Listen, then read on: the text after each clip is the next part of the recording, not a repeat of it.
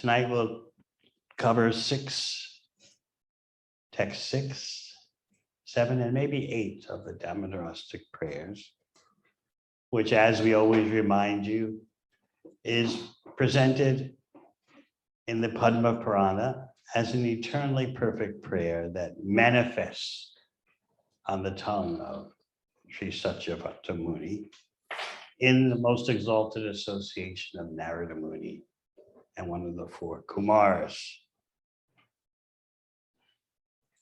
This text 6 is a kirtan verse in that it involves, whether you realize it or not, it involves chanting the names of Krishna. Actually, Krishna is nameless, the Shastra explains. That doesn't mean he has no name. It means he has so many activities that how can you fix one name on him? Because his activities are unlimited, therefore his names are unlimited.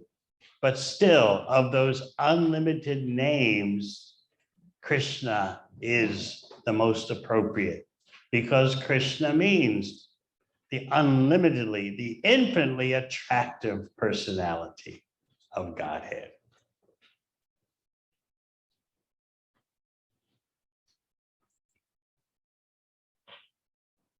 In the same way that you could say Krishna is nameless, Krishna is also formless. How could that be? He has no material form. You can also say that Krishna is activityless. Why? Because he doesn't do anything? No. He has no material activities. As he says in Bhagavad Gita, Namam karmani limpanti na me karma phalespriya. I have no goals to pursue. I have no need to do anything. But still he acts. So we'll be discussing some of these paradoxes of Krishna tonight. We got started by focusing on the names, how Krishna is simultaneously nameless and full of names. And we are trying to take shelter of the names of Krishna. And we're gradually realizing that material existence offers no shelter at all. No security, no stability, no sanctuary. But there's a false promise made. The allurement. Yes, you'll find all that you need in material existence. You'll be satisfied, you'll be fulfilled. And it never happens. Meanwhile, as we struggle so futilely for satisfaction on the material plane, at any moment, death drags us away. But that's considered to be an exceptional case, right?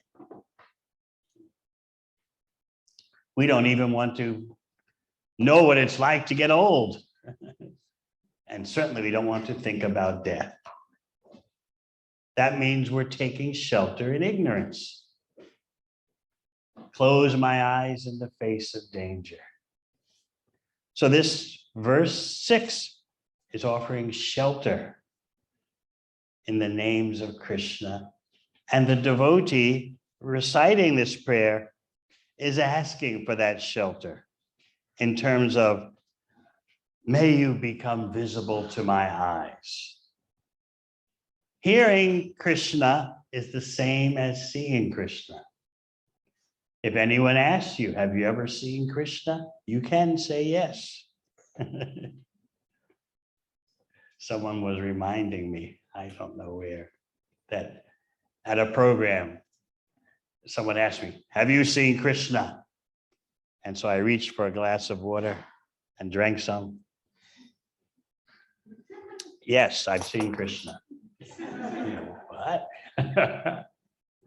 Krishna says in Bhagavad Gita, Rasaham Apsagonte, I'm the taste of water. Of course, there are different degrees of intensity in perceiving Krishna. But that doesn't mean that any of you have to deny that you can't say, I've never seen Krishna. You have Krishna as prasad. No one has any doubts then, right? When it's time for prasad. You have Krishna as the Hare Krishna mantra. So many ways you're having Krishna. It's just a question of the degree of intensity. Someone who is spiritually advanced knows that hearing Krishna is the same as seeing Krishna. There's no deficiency. We want our chanting to get to that level of intensity. So this prayer cries out, Namo Deva Damodarananta Vishnu.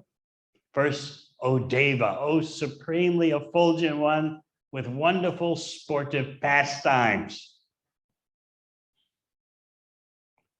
Naturally, you wonder, what does Krishna do?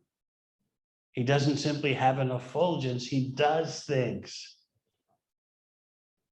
As the second verse of Damodarastaka says, Iti drik svalila bi ananda kunde.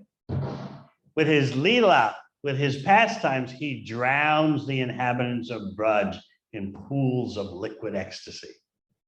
How does that sound to you? Swalila, his own personal stock of pastimes. These childhood pastimes are special. They are the special feature of Gokul Vrindavan, the Boma Leela. So first of all, Deva, and then Damodar. You're bound by your mother's rope. Here you have the ecstatic paradox. How can Krishna, who binds everyone up with the ropes, the gunas, Trigunamai, the three modes of material nature, how is it that he's being bound? That is the power of pure bhakti. Ananta, Namo Deva Damodar, Ananta, unlimited. Krishna has no beginning or end. Yet he becomes huggable and embraceable and feedable by Mother Yashoda, even though he's unlimited. Vishnu. Vishnu means all-pervading, but Sanatana Goswami explains that in a more confidential way. Vishnu means he who hides in caves on Govardhan Hill and has pastimes. Prasida Prabhu. Oh, Master, give me the prasad. Give me the prasad of seeing you always. I don't want anything more. This prayer is going to emphasize once again, as we heard yesterday, Akshi Drishya, Adyakshi Drishya. Please be visible to my eyes. This prayer is not begging in a selfish way. I want to see Krishna for my own satisfaction. Number one, it's just that, as we explained yesterday, Krishna is unlimitedly beautiful. What can you do? You want to see again and again and again. And of course, in Vrindavan, as this prayer situates itself, here in Vrindavan, everyone and everything is attached to Krishna. That means the cowherd men, the cowherd ladies,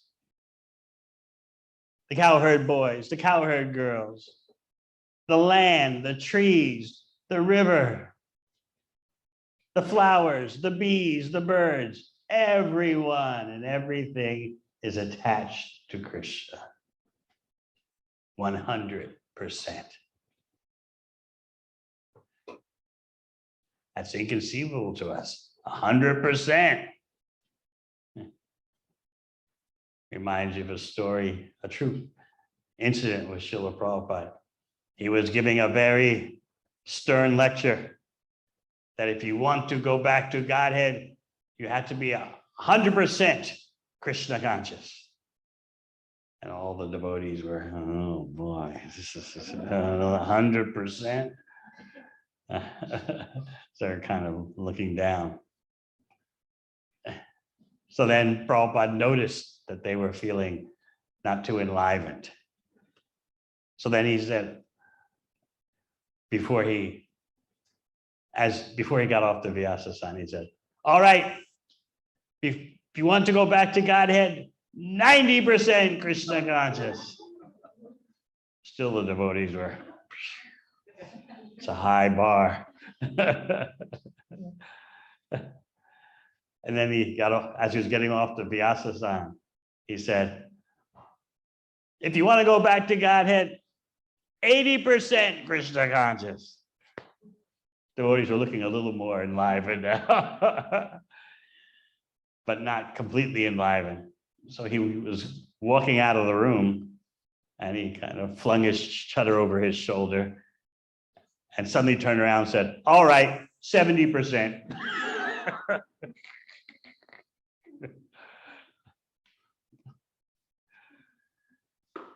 So in Vrindavan, everything is 100% attached to Krishna. And the thought is always of Krishna's comfort, Krishna's pleasure, 100%.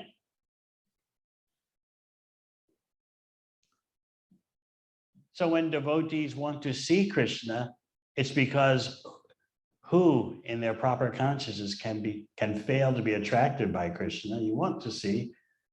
And secondly, they want to see to render service in their particular relationship with Krishna.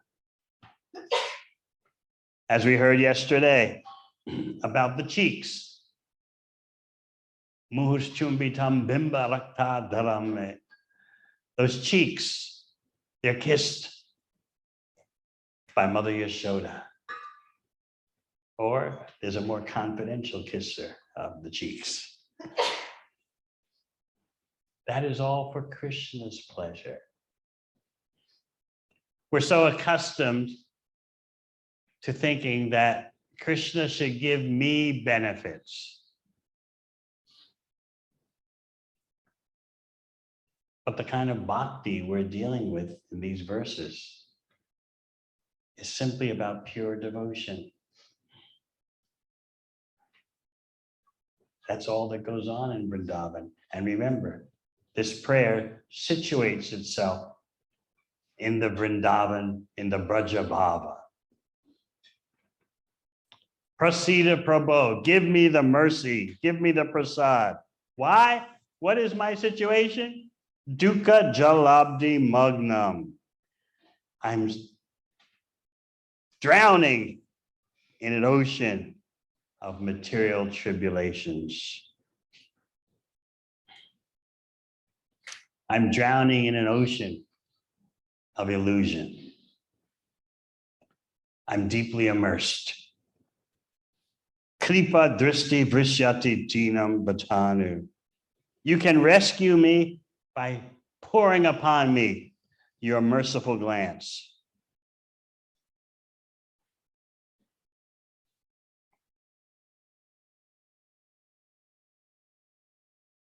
Bhakti is multifaceted. I'm sure you've heard the statement by Bhakti Siddhanta Saraswati Thakur, who said, don't ask Krishna to come before you. Do something so that Krishna wants to see you.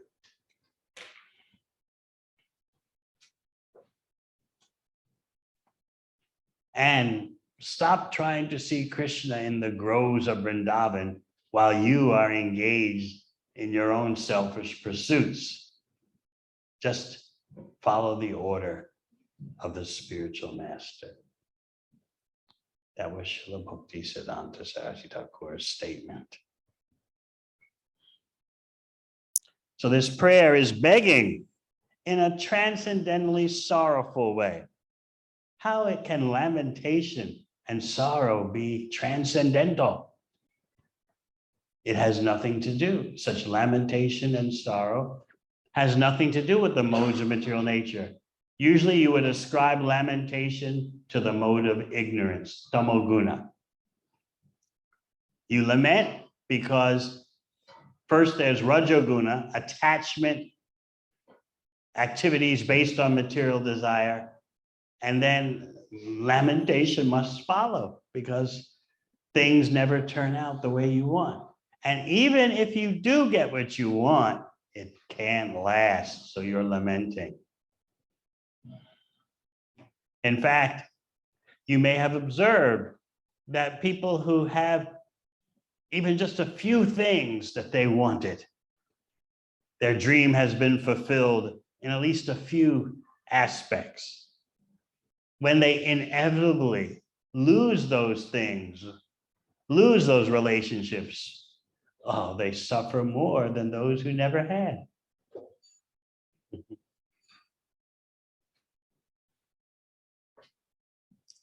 This is the secret, looking at it from another way, looking at this phenomenon from another way. This is the secret of love of Krishna and separation.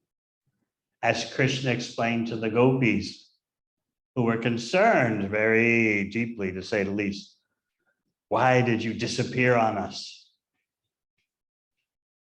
And he explained, I know what I'm doing.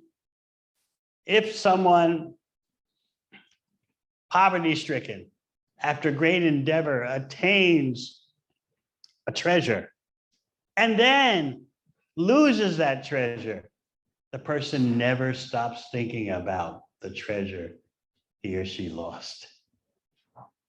This is Krishna's program for getting us to intensify our attraction for him. He knows how to appear even to beginning devotees. You have an experience reading Bhagavad Gita, dancing in kirtan, taking prasad, hearing Bhagavatam, Chaitanya Charitamrita. You have a profound experience. And then, where is it? I want it every day. And you never stop thinking about it. That's Krishna's program. So he was explaining to the gopis, it's not that I'm cruel. I know how to intensify love. And what do we know about love? All we've done is fail in our loving attempts. What to speak of? What do we know about ecstatic love?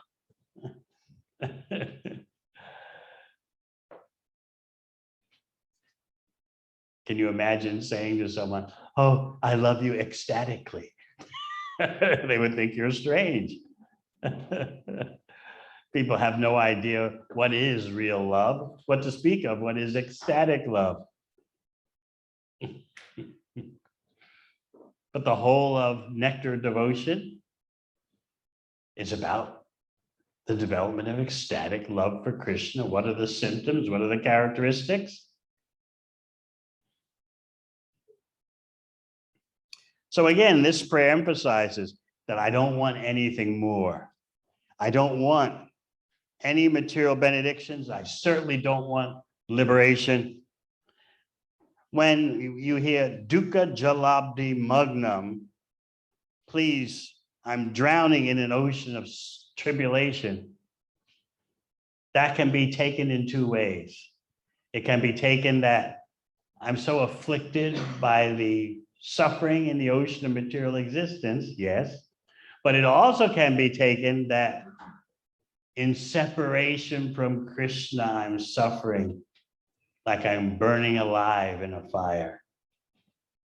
This is what Chaitanya Mahaprabhu came to demonstrate, especially in his last 12 years at Jagannath Puri. He's Krishna in the role of Srimati Radharani, demonstrating the feelings of Srimati Radharani, especially those feelings she had when Uddhava visited Vrindavan and observed the gopis and then reported back to Krishna in Mathura.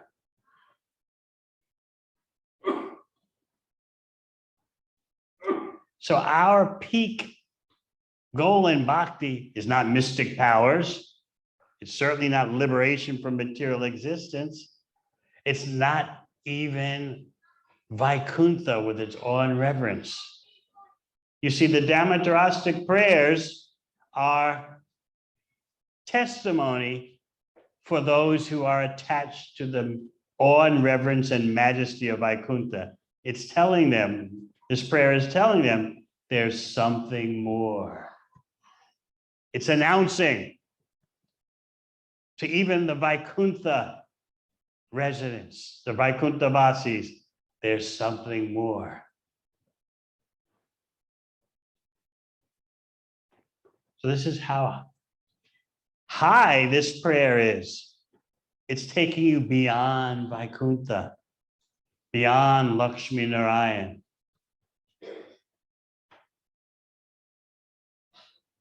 It's taking you deep into the heart of Brajaloka. So yes, Prasida Prabhu, please give me the mercy, the prasad.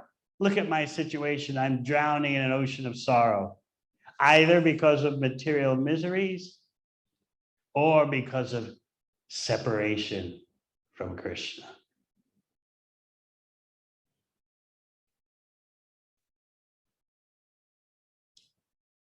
The goal Lord Chaitanya has given his followers is to develop to the point where you can appreciate love of Krishna in separation, which is much more powerful than love of Krishna in meeting.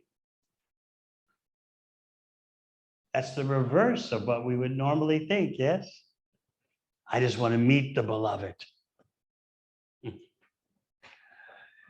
But Krishna is saying the best way to deal with me is separation. One of the characteristics of the age of Kali is said to be that you're always meeting up with what you don't want and you're separated from what you do want.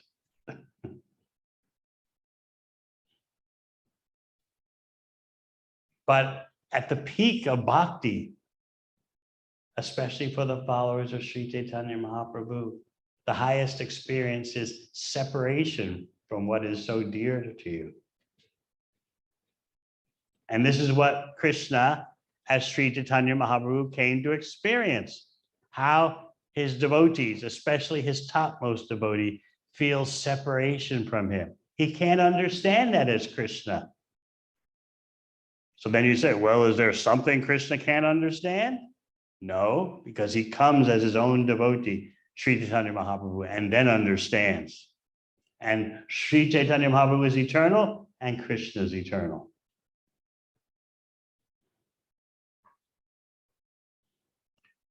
So this prayer is crying out in separation. Again, Grihane Shamam Agyam Edakshidrishya. Another name of the Supreme Personality Godhead. There's Prabhu, O Master, and Isha, O Supreme Controller. Why do we have a controlling desire in us? Because we are part of Krishna. And the part has, in minute quantity, all the qualities, generally speaking, all the qualities of the complete whole. But what happens when we try to control? What happens when we try to enjoy? Because we're misdirected and deluded by ignorance, we suffer. But you can't deny the minute qualities that you have in you because you're part of the Supreme. Just like the seawater drop has the saltiness qualities of the ocean. You can't deny that. The question is, what do we do with our propensities?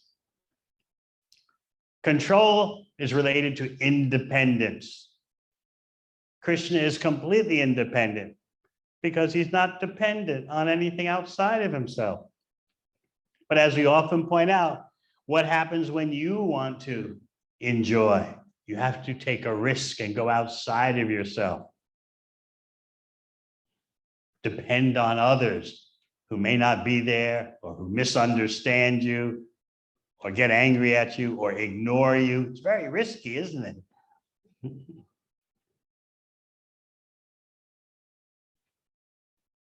But Krishna is totally self-sufficient and independent. And he, because we're his parts, he gives us little independence. Otherwise, how can we be genuine parts? So part of our material journey is to have the full experience of life separate from Krishna, so that you can see what it's like. Krishna's giving you full opportunity. You didn't listen as the super soul, so you took on material existence. So Krishna is saying, all right, as the super soul, here's what you do if you want the full material experience, body after body, lifetime after lifetime, planet after planet. Here's what you do. I hope you get over it. We were so stubborn. The example, an allegory, metaphor given by Srila Prabhupada is, he remembers there was a little child and his father was there, and the little child, while an electric fan was turning, the little child kept trying to stick his fingers into the fan. And the father kept stopping him. No, you can't do that. You'll get hurt. The kid wouldn't listen. So then the father had an ingenious idea. He turned the power off to the fan, and as the blades were slowly turning, he let his child stick the finger in. And of course, the child learned the lesson really quick without getting injured. So that's what material existence is like. As the spirit soul, you're not suffering, but because we're identifying with the material experience and the body and mind, we suffer. So in this prayer, Prasida Prabho, oh Master, give me the mercy so I come out of this suffering of material existence, or going deeper so that I come out of the suffering of separation from you. But the more acute the separation is, the more Krishna will manifest. Krishna manifests himself through feelings of separation. That's the pinnacle of the bhakti experience.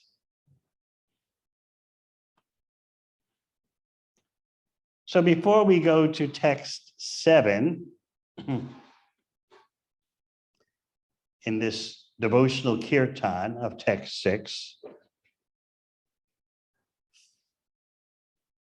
let's talk about some of the contradictions in Damodar Leela.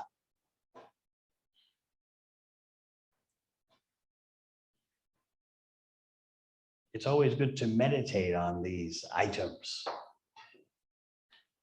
That's the proper use of your mind and intelligence, to meditate on Krishna's qualities, Krishna's pastimes. And when you meditate on Krishna's pastimes, you see these items, these paradoxical items, which bring great joy to devotees. So number 1, in Damodar Leela, you see that although Krishna is self-satisfied, he's Atmarama, yet he's hungry. Remember how it all started? He woke up in the morning feeling hungry. And Mother Yashoda was in another room churning yogurt into butter. Krishna was hungry. He wanted to be nursed. So he grabbed hold. He came into the room where Mother Yashoda was churning, and he grabbed hold of the churning rod. In this way, he very cleverly indicated, clever for such a little child, indicated to her that I'm hungry, feed me. So she stopped the churning and put Krishna on her lap and began to feed him. while staring into his infinitely beautiful face. This is Vatsalya Prem, love of Krishna in parental love.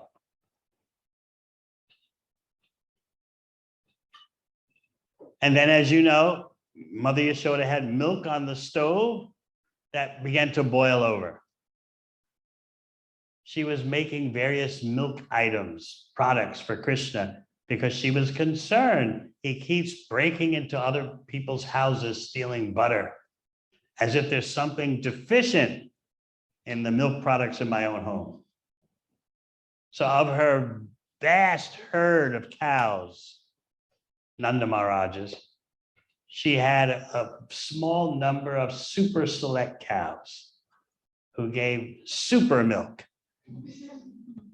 And they only ate special grasses, super grasses to flavor the super milk. And so Mother Yashoda wanted to use that super milk to give super milk products for Krishna. So everything in her house is meant for Krishna's pleasure. But the milk was overboiling. So she put Krishna down to tend to the milk on the stove.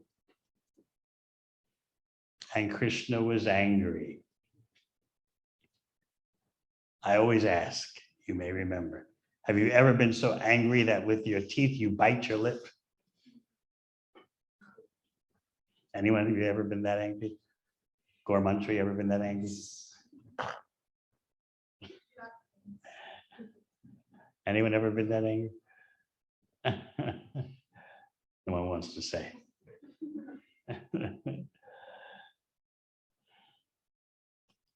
So he found a small stone, and you see the bottom of the churning device is made of stone.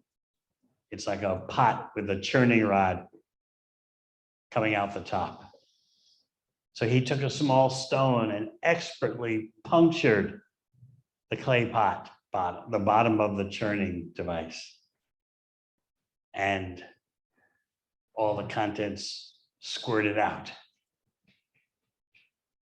So he was thinking, I have not finished being nursed by my mother. She put me down. How can that be the characteristic of someone who's Atmarama, self-satisfied? So this is just one of the paradoxes that devotees meditate on eternally. Number two, Krishna is full in all desires. He's such a kama. His desires are always fulfilled. So how is it that he's dissatisfied being put down by Mother Yashoda? Impersonalists can't understand this. They think this story is obviously something about material nature. It involves tears and anger and dissatisfaction and lip biting with the teeth and milk products. And what's that got to do with Brahman? But this is, every item in Krishna Lila is pure spiritual existence. That's why in the last verse of Damodarastaka, how does it start? What's the verse like? Namaste stu damne sporaditi damne. You're offering obeisances to the rope. What kind of people are you that offer obeisances to a rope and sing about it? But that rope is made of Vishnu Teja. It's made of the potency of the Supreme Personality of Godhead. It's condensed Brahman. So again, Krishna is Satyakama, his desires never fail. He's always full of himself in the perfect, unlimited way. yet he's dissatisfied. My mother put me down. I'm not finished yet. I haven't satisfied my hunger, and I haven't satisfied any aspect of myself. And she put me down.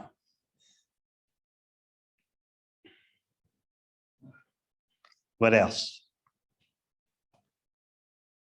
Everything about Krishna is not sattva guna. It's not the mode of goodness. It is vishuddha sattva, the mode of pure goodness, which is not in the material world. The spiritual world is pure goodness. Material goodness can be contaminated sooner or later by passion and ignorance as the modes of nature rotate.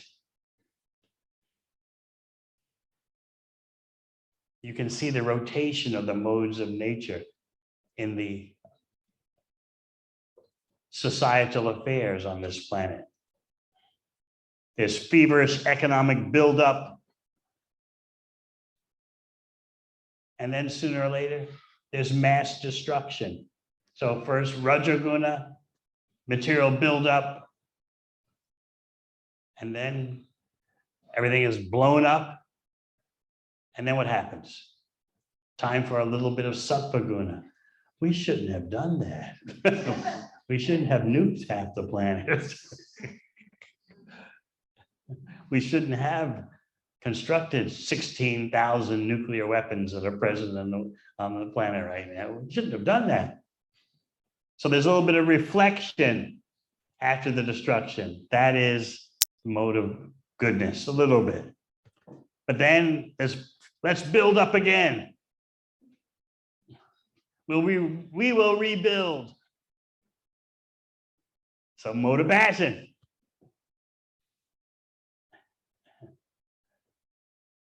As Gopal Guru will tell you, the construction industry loves that. We will rebuild.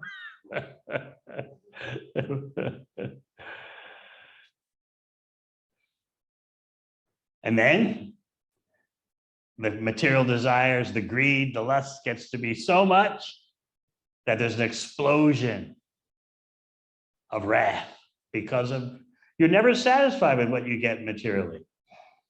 So there must be wrath, there must be war, because you're never satisfied. Sometimes you may wonder, why does this political leader or that political leader just chill out and calm down? And you've got enough already. What more do you need? Haven't you ripped the people off enough? Just calm down and shut up. But no, you want more, more, more. Why? We wonder. And then we look for political solutions. But no political solution will solve such a problem. The greed, the lust naturally leads to wrath. We just don't see that connection, do we? We think, well, a bit of greed, a bit of lust is kind of natural. But why is there wrath? Why is there war? We don't see the connection between the two.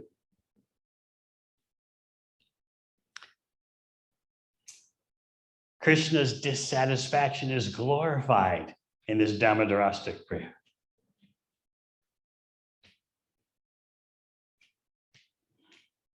Everything in his house is meant for his pleasure. His mother and father have arranged that. But Krishna knows how to stir up deeper love. He knows how to create content. Just like about the internet. The big thing is content creation. No one can come anywhere near Krishna's content creation.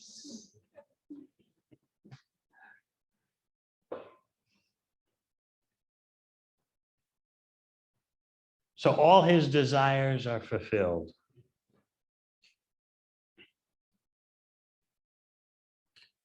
Thinking of that terminology, that name for Krishna, indicating that he has unlimited desires and the unlimited ability to satisfy each one of his unlimited desires. Oh, the name slips me. No one remembers?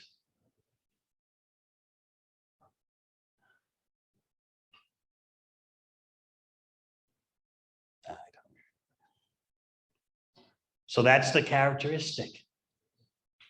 Unlimited desires, yet having the unlimited ability to satisfy unlimited desires. So you know the question I often ask. How many desires do you have? How many can you count? Well, let's see. We'll start off. Number one, lots of money. Number two, a spouse that just thinks and acts the way I want.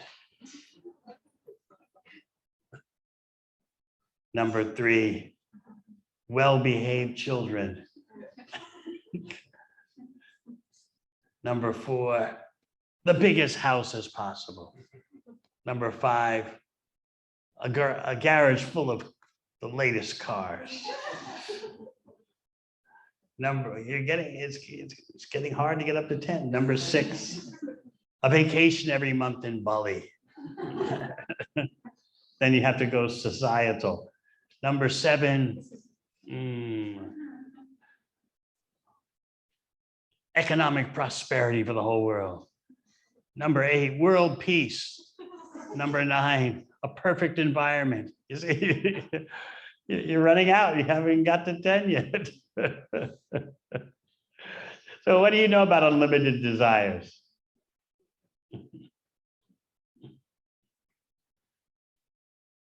And what to speak of satisfying, the ability to satisfy unlimited desires. But let's go on with the contradictions. How is it that Krishna, his form is Vishuddha Sattva, pure goodness, yet he becomes angry? Isn't angry tamoguna, the mode of ignorance? Doesn't anger come from frustrated desires? Frustrated mode of passion?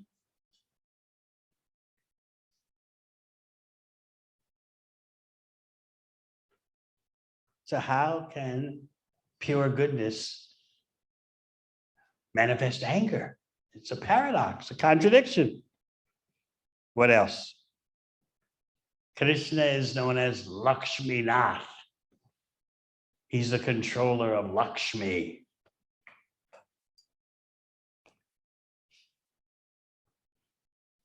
Who is in charge of all prosperity.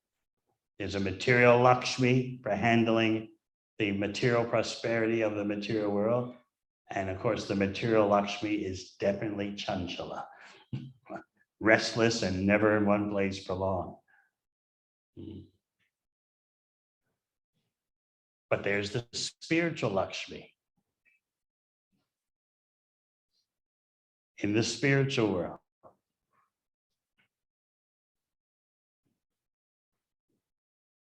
So Krishna is Lakshmi Nath. He's the controller of Lakshmi, the personality in charge of prosperity, both material and spiritual. Yeah, what does Krishna do? He's Makanchora, he steals butter.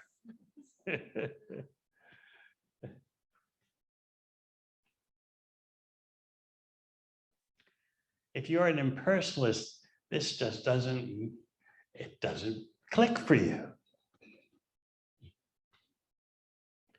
What happened when Madhavendra Puri, who is the seed of ecstatic love that sprouted into the tree of ecstatic love in Sri Chaitanya Mahaprabhu. What happened when Madhavendra Puri was about to depart this world? He was crying out, "Oh, I could not attain Mathura." This is lamentation. "Oh, where is Mathura? I wasted my life. I could not attain Mathura." He's crying out in ecstatic love. This is not material lamentation, but one of his foolish disciple, Ramachandra Puri, was coated by impersonalism. And so he was trying to instruct Madhavendra Puri at this critical juncture Madhavendra Puri is about to leave the world. Why are you lamenting? You should be situated in Brahman. There should be no hankering, no lamenting, just neutrality. And what did Madhavendra Puri say? You'll find in Chaitanya Charitamrita. Oh, now my lamentation is doublefold. I could not attain Mathura, and as I'm giving up my body, I had this rascal who's telling me I should meditate on Brahman. Doesn't get any worse than this.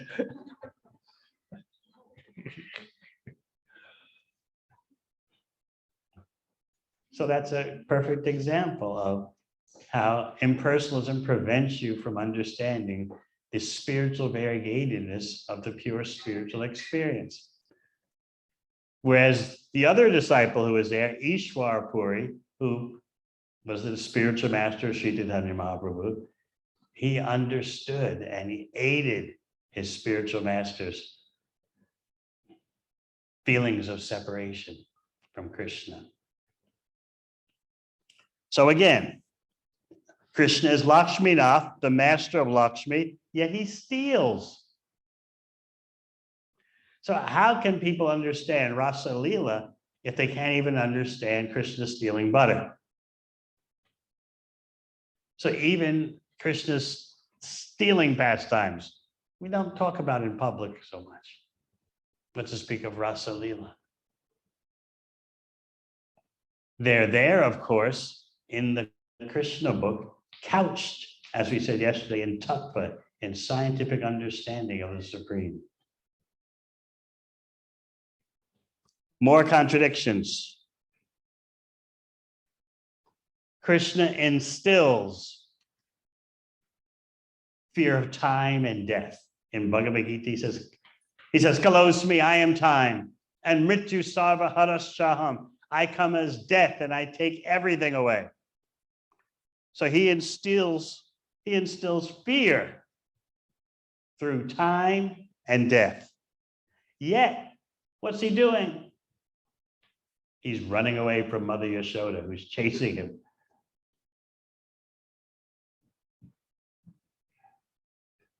And when she catches him, as we said before, she held him by the hand, and in her other hand was a stick, and Krishna's putting on such a display of fear.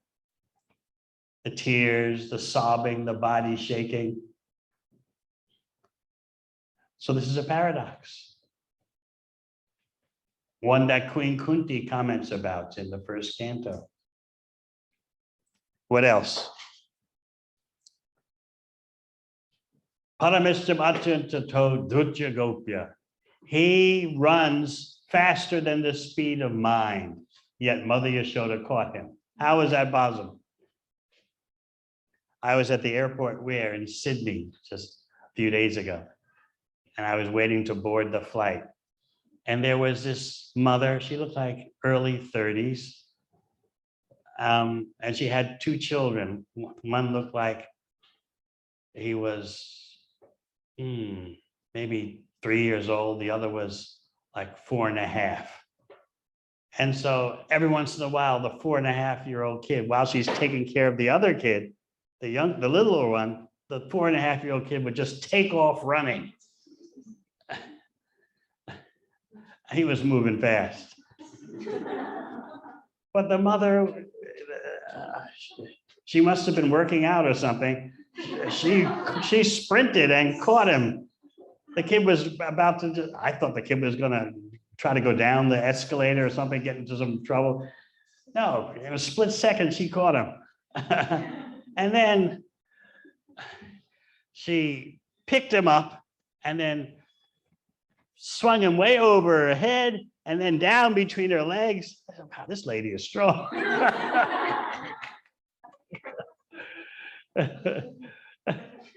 And this would happen again and again and again. The kid would take off, lickety split, and she would sprint and catch the kid. And again, hoist them high over her head and then down between her legs. And that takes muscles, doesn't it? And she's liking it all. I was getting tired watching it. And then when she finally has the little kids seated, there was an empty row of seats. She has them seated and they're climbing all over the chairs and just, being little kids. What does she do? She's got her phone out. No matter what they do, taking a picture. So I thought of, watching this, I thought of Mother Yasoda chasing Krishna. Krishna, pantastu koti shatavatsara sampragamya, vayora tapi manaso muni pungavana. The greatest rishis, yogis, sages, even if they travel at the speed of mind, they can't get to the tips of the toes of Govinda, of Krishna. Yet here is Krishna running in fear from Mother Yashoda, and he lets her catch him from behind.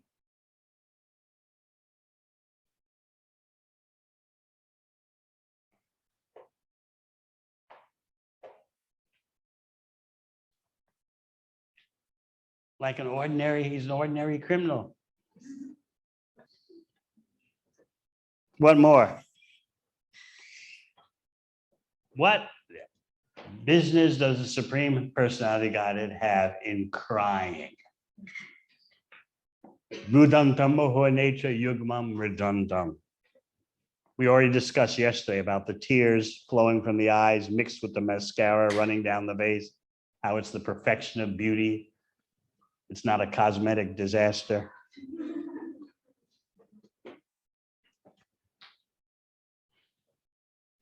Why is Krishna crying in sorrow when he's Sandrananda? He's condensed bliss, the most intensified bliss, yet he's crying in sorrow?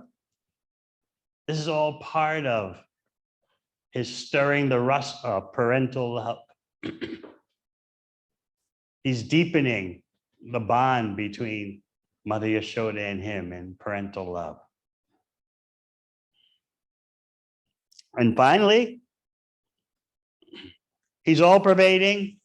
He has no limit, yet he's bound up. And he's bound up by the limited. Mother Yashoda is not the all-pervading Supreme Personality of Godhead, but because her love is so pure, she's able to bind up the unlimited.